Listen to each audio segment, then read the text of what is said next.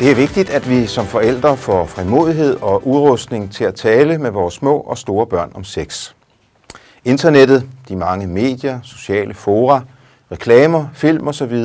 sætter det endnu mere på dagsordenen, end det altid har været. Men der er stor forskel på, hvor meget der blev talt om sex i de barndomshjem, vi som forældre voksede op i. Det er afgørende for, hvor frimodige vi er, når vi selv får børn.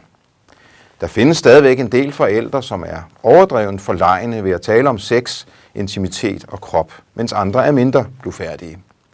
Men jeg tror, vi alle kan lære og skal øve os på en god og sund åbenhed. Men lad mig understrege, at blufærdigheden også er vigtig. Ikke alt skal siges altid til alle. Det at tale med børn og unge om sex drejer sig om at finde en god balance mellem den sunde blufærdighed og et åbenhjertigt sprog, hvor vi tør kalde begær for begær og en tissekone for en tissekone, eller hvilke ord vi nu vælger at bruge. Det afgørende er ikke at tale med børnene om disse her temaer på samme måder eller i det samme omfang. Vi må hver især finde vores form, og den finder man kun ved at øve sig. Det afgørende er, at vores børn mærker en vilje og en åbenhed hos os omkring dette store tema i livet. Hvis vi ingenting siger, skal børnene nemlig nok få deres informationer andre steder fra kammerater eller internettet. Men de informationskilder har børnene ikke samme tætte tilknytning til som os forældre. Desuden har de andre kilder som regel helt andre værdisæt omkring det seksuelle.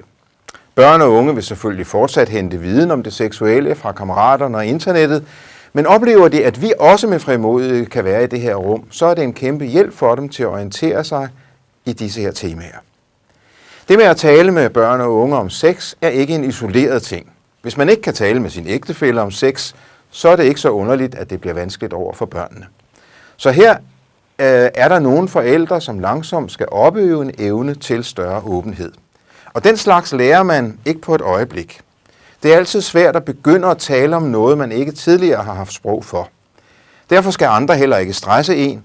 Men hvis man er i en tryg ramme, så kan det læres over tid, og man må ganske enkelt kaste sig ud i det. Og den bedste at øve sig sammen med, det er jo forældre, det er jo børnenes far eller mor. Hvis I som far eller mor ikke har gjort det før, så tal respektfuldt om, hvordan I selv oplever seksualiteten, og hvordan I oplevede den som barn og ung. Tal om, hvad I kan lide og ikke lide, når I har sex sammen. Tal om glæder, forventninger og udfordringer, og hjælp hinanden til at være stolte over jeres egen og den andens krop og seksuelle begær. Dermed gør I hinanden en tjeneste, og I udruster samtidig hinanden til at blive mere trygge i samtalen med jeres børn, så også de frygtløst kan lufte deres nysgerrighed omkring de seksuelle temaer. Lad mig også understrege, at det ikke udelukkende handler om, hvad vi siger til vores børn, men om, hvad vi kommunikerer med dem med hele vores væremåde. Hvis mor ofte giver udtryk for, at hun er træt af sin skæve næse eller sine små bryster, så kan man ikke undre sig over, at børnene kan få svært ved at acceptere deres egen krop. Og hvis far enten tiger om det seksuelle eller er småsjofel, når han endelig taler om det, så gør det også noget ved børnene, som kan vanskeliggøre den gode samtale om sex. Hvis far og mor enten er overdrevent blufærdige eller overdrevent ublufærdige omkring, at andre i familien ser dem nøgne, så sætter det også hver sin uhensigtsmæssige ramme om snakken om sex. Eller udtrykt positivt. Hvis I som forældre er præget af et godt og sundt forhold til jeres egen og ægtefællens krop, så vil det smitte af på børnene. Hertil hører også den ærlighed, at det med sex ikke altid er så let. Det er ofte lettest at få deciderede samtaler, spørgsmål og svar med mindre børn. De har ikke så mange filtre endnu. I forhold til de store børn kan det nogle gange være svært at få en rigtig samtale til at køre. Men det er også i orden, at det nogle gange bliver en enetale fra fars og mors side, bare den er respektfuld og ærlig. Men hvordan så komme i gang med denne her snak med børnene? Ja, der er altså ingen anden udvej end at kaste sig ud i det. Gå slet og ret i gang. Du vil begå fejl, men det lærer du noget af. Op på hesten igen. Snak med nogle andre voksne. Vær ærlig over for børnene og sig, at det her også kan være lidt akavet for dig, men det er bare for vigtigt til, at du vil være tavs. Med tiden bliver du lidt mere tryg. For nogen vil det fortsat være en overvindelse, men der er jo mange ting her i livet, som kræver overvindelse. For eksempel at have en god kondition, eller at sige undskyld, og altså også nogle gange det at tale med sine børn om sex. Lad mig så sige lidt om de små børn. Muligheden for seksuel ophidselse ligger klar hos alle normale børn fra fødslen. Spædbørn kan spontant eller ved berøring få erektion af klitoris eller penis. Ved at eksperimentere med sin egen krop gør barnet de første erfaringer med seksualiteten. Når børn i den alder undersøger sig selv og deres erogene zoner, skal forældre og andre voksne ikke gøre det til noget skamfuldt, men modsat heller ikke vise overdreven interesse. Man kan for eksempel komme ud for, at børn omkring 1-årsalderen stimulerer sig selv og får tilfredsstillelse ved det. I den situation er der 2 grøfter, man kan falde i. Enten at give børnene en kraftig skamfølelse ved at klaske det over fingrene, eller febrilsk sige fy skamme. Den anden grøft er slet ikke at gøre noget, fordi man i misforstået imødekommenhed tænker, at det er farligt at hæmme barnet. Måske handler det bare om, at barnet keder sig og trænger til at blive optaget af noget andet. Så en sund måde at reagere på kunne være, at far eller mor stille og udramatisk afleder barnet og tilbyder det andre aktiviteter. Når barnet får sprog, begynder de at give mening og tale med barnet om sex, og barnet begynder selv at spørge. Hvorfor har drenge en tissemand og piger en tissekone? Det lille barn vil normalt være tilfreds med at få at vide, at sådan har Gud gjort det, eller der findes 2 slags mennesker, dem med tissemand og dem med tissekone. I børnehavealderen kan det, hvis anledningen byder sig, være naturligt at tale med små børn om, hvorfor mor har sådan en lille ble på en gang om måneden. Og hvis en baby er på vej, så er det naturligt, at børn spørger, hvordan den er kommet ind i mors mave. Man behøver ikke at udbrede sig om, hvad et samleje er, men kan for eksempel sige, nogle gange ligger far og mor rigtig tæt sammen, fordi vi er så glade for hinanden. Så kommer der sæd fra fars tissemand ind i hullet mellem mors ben. Sæden møder nogle små æg ind i mors mave, og så vokser der en baby frem. Hvis barnet, der spørger, er lidt ældre, og hvis man som voksen er lidt mere frimodig, kan man sige, nogle gange bliver far og mor ligesom særlig glade for hinanden. Så kysser og krammer vi og er nøgne sammen. Så bliver fars tissemand stiv, så den kan komme ind i mors skede, som er blevet våd. Og skeden er et sted nede med mors ben, som er ved siden af tissehullet. Der kommer sæd ud af fars tissemand, og det er rigtig dejligt for dem begge to. Sæden møder nogle små æg inde i mors mave, og så vokser der en baby frem. Er det ikke fantastisk? Når børn spørger, så er de normalt modne til at få et svar. Men det er altid den voksne, der afgør, hvor grundigt man vil svare. Det er vigtigt at undgå fortielser, men modsat er det også i orden at sige til sit barn, at mere kan jeg ikke sige nu, men når du bliver ældre, så vil jeg gerne sige mere. Børns dybeste behov er nemlig ikke at få svar på alle spørgsmål, som de kan finde på at stille, men det er at blive set og hørt og forstået. Så det er helt i orden, at børnene spørger om alt muligt, der har med det seksuelle at gøre, men den modne voksne afgør, hvilket uddrag af sandheden børnene er klar til i den pågældende situation.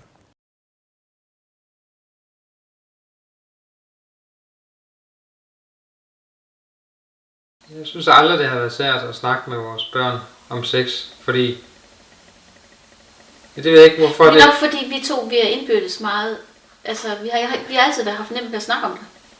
Ja. Jeg kan huske en gang, at Lisbeth havde været i bad, og var gået ind på soveværelset, og stod og kiggede ind i skabet, og havde ikke fået tøj på endnu.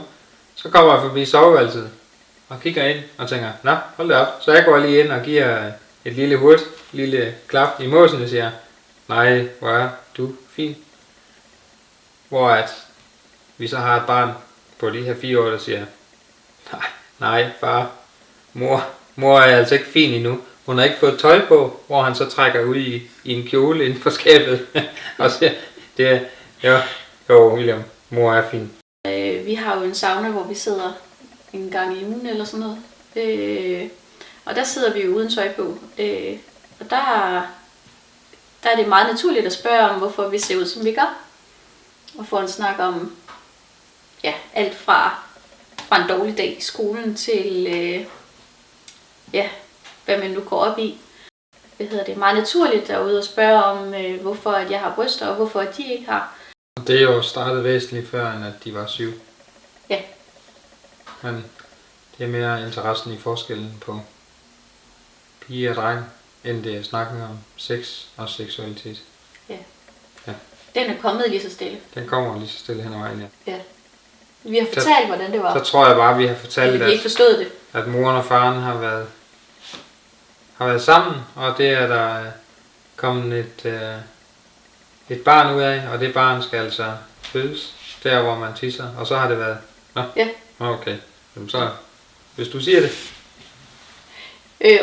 Men sidenhen, der er det, nu hvor de er blevet noget ældre, så har de lige været sådan lidt, skal barnet komme ud af det der lille hul? Det gør ondt. Ja, det gør ondt. Det er en kæmpe proces, som ikke bare lige... Det handler om at få det afmystificeret, og i og med, at man... Altså, vi har ikke haft det sådan, at det ikke er tilladt at spørge, det er tilladt at spørge om alt, men det er bare ikke alt, man kan få et svar på, når man synes, man selv har brug for at få et svar. Men så må man... Altså, vi har sådan lige også selv snakket om, hvornår er børnene klar til at høre den virkelige sandhed, og hvornår er de klar til at høre den halve sandhed.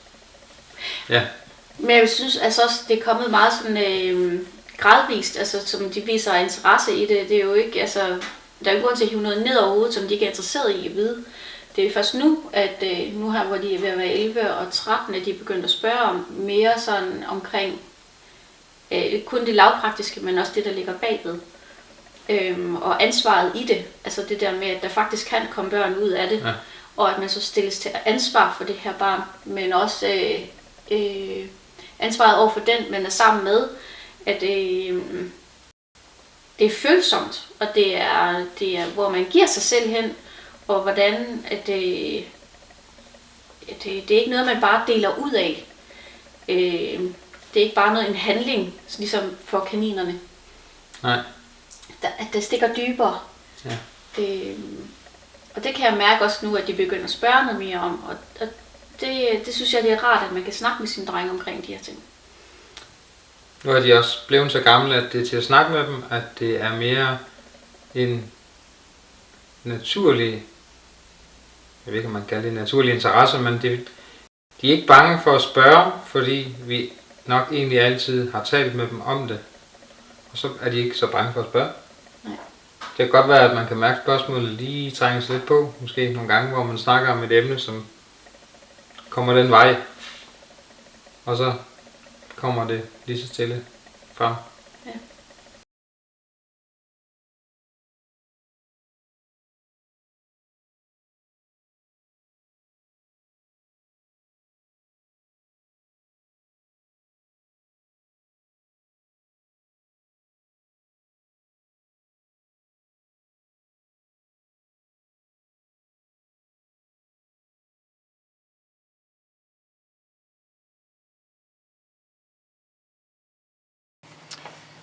Det er vigtigt, at børn allerede fra de er små lærer at sige fra, hvis nogen gør noget med dem, som de ikke bryder sig om. Børn skal for eksempel støttes i at gå væk fra en jævnaldrende, som laver samlejebevægelser tæt på barnet. Barnet skal også opmuntres til at gå hen til en tryg voksen, hvis en anden prøver at vise barnet pornobilleder. Tal åbent med jeres børn, uden at forskrække dem, om at der desværre er nogle børn og voksne, som gør det seksuelle til noget grimt, og til noget, de volder andre skade med. Det gælder også i den her situation, at tydelige voksne giver trygge børn. Når børn kommer i skolealderen, vil de ofte have brug for at få uddybet nogle af de tidligere spørgsmål, få nogle svar, der går dybere, f.eks. omkring hygiejne, kønssygdomme, prostitution, kønsorganer og forelskelse. Der gælder det om ikke at forcere en udvikling, men samtidig være så fortrolig med barnet, at man kan opfange det spørgsmål og nysgerrighed. Sengelægningen kan for eksempel være en god anledning til at få snakket med barnet. Mange kender situationen, hvor man sidder sammen med nogle halvstore børn og ser en film, hvor der kommer en eller flere scener med sex og samlejer. Hvis man vælger at se videre på filmen, fordi den har nogle kvaliteter, så kan det være vigtigt at tale med børnene bagefter om, hvad børn og voksne følte ved at se de scener. Og hvis man vælger at slukke for filmen, og det skal man nogle gange gøre, så er det vigtigt, at der ikke bare bliver slukket, uden at far og mor forklarer hvorfor. Ellers kan det være med til at give børnene et forkrampet forhold til seksualitet. Hvis man slukker for filmen, så fortæl børnene, at det ikke er det seksuelle, I som voksne er forskrækket for det er noget godt og fint, men det er fordi den her film fremstiller seksuallivet på en dårlig måde. Et andet eksempel. Især hos piger kan der allerede før puberteten opstå et meget kraftigt ønske om at bruge sminke eller gå i bluser, der er nedringet eller så korte, at maveskindet vises frem, eller en eller anden form for udfordrende dresscode. Reklamerne og kammeratgruppen kan lægge et stort pres på både piger og drenge i den alder. For det første skal man som forældre huske, at børnene kun sjældent har disse ønsker, fordi de ønsker at være sexede eller seksuelt attraktive. De synes bare, det er cool eller smart. Så man skal ikke skælde børnene ud for deres ønsker, men i stedet for at benytte anledningen til at fortælle, hvad de ikke selv ved endnu, nemlig hvordan bestemte former for påklædning og udseende sender nogle signaler, som andre kan opfatte på en bestemt måde. Efter sådan en snak vil problemet i hvert fald nogle gange dampe af, og sker det ikke, så kan man blive nødt til at nedlægge et forbud, og for eksempel aftale, at først når du er så gammel, så må du selv bestemme din tøjstil og graden af sminke og den slags. Her kan forældrenes grænser være forskellige, og man må leve med, at nogle af de andre forældrepar, for eksempel i menigheden eller i vennegruppen, er mere liberale, end man selv er. Da mange børn allerede i 6-11 års alderen kommer i kontakt med porno, er det vigtigt også at tale med dem om det, for eksempel foranlediget af noget, som de har set på nettet eller i tv. Fortæl børnene, at porno ikke skildrer sex på en naturlig og festlig måde. Porno er sex uden kærlighed, men det rammer et sårbart, fristende punkt hos de fleste, også barnet. Fortæl barnet, at det trygt kan komme og fortælle jer det, hvis det har set noget mærkeligt eller vemmeligt. Og prøv at give jeres barn nogle taktikker til at undgå porno, for eksempel at gå sin vej, eller ved ikke at ville lege med en, hvis storebror altid prøver at vise den slags. Børn kommer tidligere i puberteten end for 25-50 år siden, piger lidt før en drenge. Det sker, når de er mellem 9 og 17 år, og dermed vågner interessen for krop, kønsorganer, kønsforskelle og seksualitet med fornyet styrke. Men fordi en gryende voksenseksualitet er på vej, betyder det ikke, at man fra den dag, hvor man teknisk set er kommet i puberteten, så også er klar til at praktisere en voksenseksualitet. Også seksualiteten har bedst af at gro langsomt. Det kan være kompliceret for de, især piger, der kommer i puberteten som 9-10-årige. De er som regel ikke modne til at forstå de følelser og tanker, der fylder dem, når de kommer i puberteten så tidligt. De kan fx blive hovedkuls forelsket i en ofte noget ældre dreng, men kan slet ikke overskue konsekvenserne eller forstå deres egne reaktioner. Deres krops udvikling er ligesom langt foran deres hjernes. Det er heller ikke altid enkelt at være forældre i den situation. Både far og mor kan føle det akavet og relatere til en pige på 9-10 år, som er kommet i puberteten.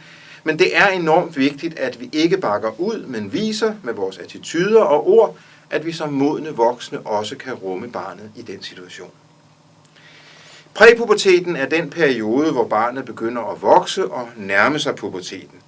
For en pige indtræder puberteten, når hun får sin første menstruation. For en dreng indtræder puberteten, når han får sin første sædafgang. Inden det sker, er det vigtigt, at vi har forberedt vores børn på, at det vil ske. Og at vi forklarer dem, at det er noget helt naturligt. Også at vi taler med dem om, hvordan de håndterer det. At piger får viden om menstruationsbind og hygiejne, og at drenge får besked om at vaske sig, også bag ved forhuden, når de har haft sædafgang og skifter det nødvendige tøj.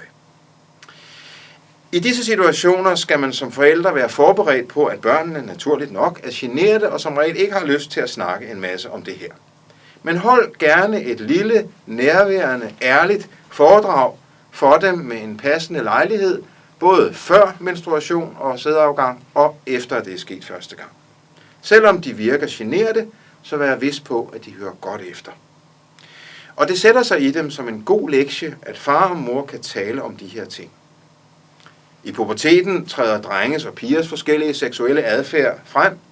Drenge er typisk mere udfarende og åbenmundede om det seksuelle. Piger udvikler ofte et sensitivt og mere stemningspræget forhold til det seksuelle. Men de individuelle forskelle kan være meget store, og det er vigtigt at fortælle børnene. Allerede på det her tidspunkt er det vigtigt, at vores børn får et bredt normalitetsbegreb for, hvad der er typisk drengeagtigt og pigeagtigt på det seksuelle felt. Der er nogle oplagte kønsforskelle, men det er også godt, at kønsrollerne i vores tid ikke er lige så smalle, som de var for år tilbage. I kan læse mere om det i det her hæfte, som jeg har skrevet, der hedder Hvordan tale med børn og unge om sex. Det kan købes via IM's familiearbejde, og der uddyber jeg en del af disse temaer. De har spurgt meget til mig, fordi at hvorfor jeg får min menstruation, og det der med, at der sker nogle ændringer i kroppen, at man får skæg, og stemmen ændrer sig, og det kan jo også godt laves lidt over sjov over aftensmad med, at vi spiser den, at de også får skæg, og sådan, og laver lidt grin med det, og sådan, og så får man et skævt grin, men så alligevel så... De er i hvert fald svært ved at forholde sig til, at de skal have skæg. Ja. Ja. Og stå foran spejlet og fjerne det. Men de tror jo på det. De kan da se, at andre har fået det før dem. Så det må jo ske. Ja. Ja. Og jeg kan godt lide, at vi kan tage det fra den humoristiske side også, at så når jeg sådan, at hvis der skulle komme sædeovergang eller et eller andet, og man skal sove, jamen så får man det lige skiftet til hø og laver lidt sjov med det. Det skal ikke være, pinligt i hvert fald. Det skal være noget, man kan snakke om. Ja. Og du har da også snakket med dem om, at det er vigtigt at lægge mærke til, om man får den der rejsning om morgenen og sådan noget, fordi ellers så er der måske noget i vejen. Det er helt naturligt. Jeg tror, vi har set rigtige mænd, hvor de havde fået et skema, at de skulle vinge af hver gang de vågnede med rejsning om morgenen. Det spurgte de til, hvorfor det skulle til. Men det var et sundhedstegn, så de skulle bare være glade for den. Ja. Og det var ikke unormalt. Det var sådan, det var. Men altså, vi har sådan snakket om ændringerne i kroppen, hvad der sker. Og der har de jo spurgt mig til mig, fordi det er jo en helt anden verden, at hvorfor man får menstruation og alle de der ting omkring. De kan også godt, tror jeg da, at de kan mærke det på mig, og det bliver der også grint lidt af. At der er noget, der hedder... når jeg skal have menstruation, det kan jeg godt. Der hedder PMS. Godt have en lidt kort lunte, og sådan. Men de kender det, og det er ikke noget hemmeligt om, hvad der sker. Hvis vi har set film sammen med vores drenge, så har vi jo altid set filmen selv først, med hensyn til, hvad der foregår i den film.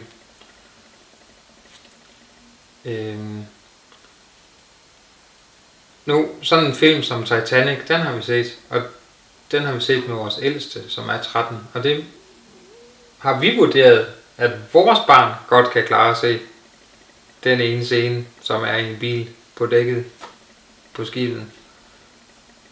Det var også lige nødvendigt med en pause, tror jeg, fordi han spurgte.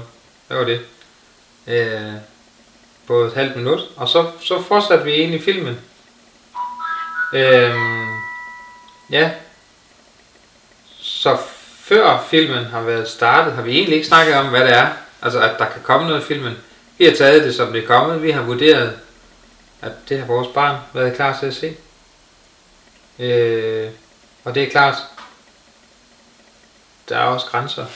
Der er faste grænser for det, synes jeg. Men det er svært at sige. Man kender jo sit barn, og man kender sig selv og sin egen grænse. Og derfor så synes jeg, at det er kommet naturligt. Men når man siger verden også, altså... der er jo også mange reklamer, og man ser også mange ting på busser rundt omkring, og man i blade, og vores drenge ved godt, at sådan er virkeligheden ikke. At nødvendigvis så ser man så perfekt ud. At det ikke nødvendigvis handler om sex, fordi at man ser et par bryster på en bus. Og verden, den vil gerne have det perfekte billede, men det er ikke sådan, det er. Og det tror jeg, det er meget vigtigt, at man får snakket med sine børn om, hvordan ser jeg ud, og at man egentlig er god nok, som man er. Man behøver ikke at ligne reklamerne og videoer og film, som Ja, det med skærme og hvad man kan se. Dengang, at jeg var barn, hvis man skulle i kontakt med porno, så skulle man hen i containeren, hen ved spejderne og finde et blad, som var smidt ud, for at få fat i den slags. Nu sidder alle børnene hen i skolen med en computer og en iPad. Og der kan vi godt mærke, Og vi ved også godt, at det foregår hen i skolen, at de ser det. Og der har vi også snakket med vores børn om det. Og i hvert fald den ældste, som siger, at han godt kan føle sig udenfor, fordi han ikke vil deltage i det. Han synes ikke, at det er rigtigt. Han synes faktisk, det er mangel på respekt for det andet køn. Men det tror jeg, det giver mig så noget. Fordi så tror jeg jo, eller så er jeg faktisk sikker på, at så har vi gjort det rigtige, fordi vi har snakket med vores børn om det, i stedet for at pakke det ind. Jeg ved ikke, om jeg vil sige, at vi har præget dem. Det har vi jo selvfølgelig. Vi har givet dem vores holdning. Og den har de jo så taget til sig, og den kan de jo altid ændre sidenhen, når de bliver ældre og selv kan tage stilling til det. Men jeg er i hvert fald glad for, at vi har haft snakken og taget snakken og fortalt dem om, hvad er sex, og hvad skal det bruges til, og i hvilken sammenhæng, og hvornår.